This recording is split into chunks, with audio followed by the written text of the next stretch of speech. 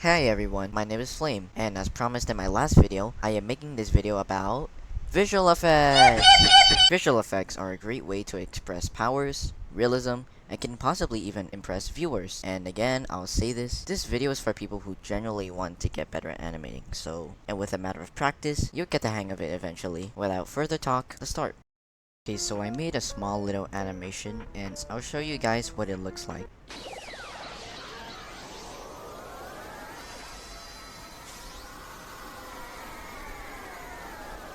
Okay, now I will show you one effect. So this is what I call the brightness effect. So what I have here is this little circle blur thing. And what you can do is search up circle gradient. And I have this white gradient circle here. So the first thing I did was to make it like a bit small. I'll just put it at the center here. And the animation I will put on the next step will be linear. And I made it like a bit bigger. So you can see the gradual expansion of the glow. And now I will make it a bit bigger. And I'll do the same effect. And now what I will do is set the clip to 0.5. And then I will put it just a tad bit smaller. And this time the animation will be on loop. So it will look like it's blinking. So I'll show you guys what it looks like. And you can do this for a couple more times to make it long enough. Okay, I now have completed the brightness effect, and yeah, that's about it for this one.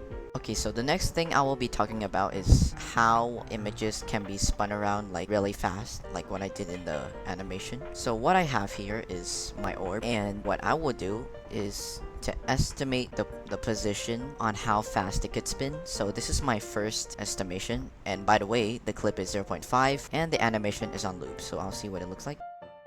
And as you can see, it wasn't really that fast, so I'll have to make adjustments. You can turn it to the left or the right, it's really up to you. And as you can see, my second estimation is what made the object spin a whole lot faster, so I'll do this for a couple more times. And yeah, I am pretty much done with my small little project here. And yeah, that's pretty much it for this section here. And then afterwards is what I will call the wind effect. So the first thing you can do is search up circle gradient again, and I have this result called the circle with inwards gradient. And this image here can be used for showing how strong the wind from the object is. So first thing I will do is put it to animate mode, and I will make it as big as I can. You guys can do the same, and make sure that the gradient thing here is not seen in the movie frame. So I will set the clip to 0.5, then I will set it to the loop effect. So here's what it looks like. Okay, so looks like I need to make it like way bigger, so I will just expand it way more.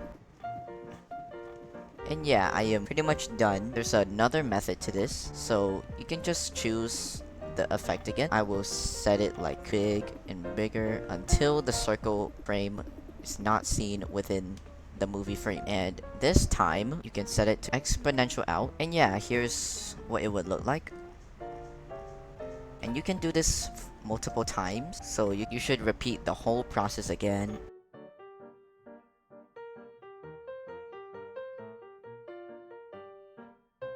And yeah, I am pretty much done, so here's what it would look like.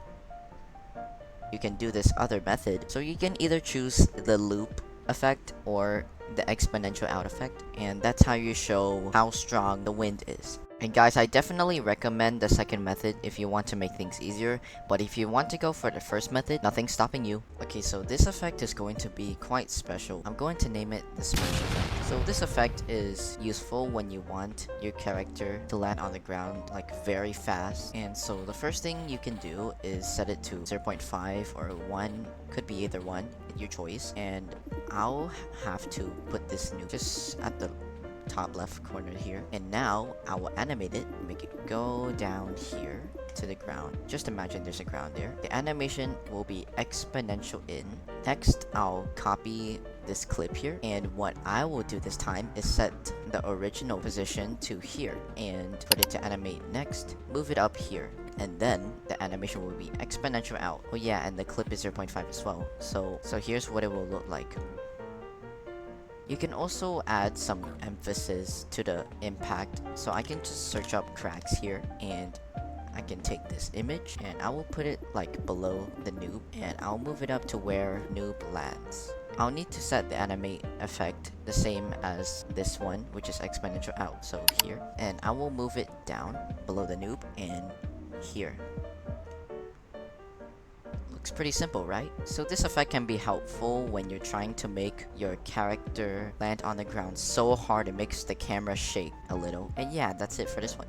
Also, depending on how hard your character wants to hit the ground, if you want to have a bigger impact on the ground, you should put the character more below it. But if you want the character to land softer, then you should put the character upwards instead. Okay, so one more thing I want to talk about is speed lines. Speed lines are really useful in your movies as they can emphasize speed in your movies. So the first thing you can do is put a character here. So in my case, it's a noob, as always. And copy this clip here, set it to 0.5, and simply search up speed lines with a space in between, and the result should be this, a horizontal speed line. And the first thing I want y'all to do is move it down below the character where the darkest point of the speed lines are. And the next step, put it to animate mode and put the noob at a farther distance, and make the speed lines smaller and put them just behind the noob. And the animation will be exponential out, and the animation for the speed lines will be the same as well, which is exponential out. So I will show y'all what it looks like. And yeah, that's an example. Okay, so another animation I made is this arm slapping a noob. So for the speed lines part, I put it just below the arm, and I made it smaller and put it under the arm as it goes down. Oh, and this is optional. So for the impact part, I selected this image by searching speed lines, the same thing as the previous one, and I chose this result. And you must expand this whole thing over and over again until the lines around this are not shown in the movie frame. So I will show y'all what the animation looks like. And yeah, that's all for this effect.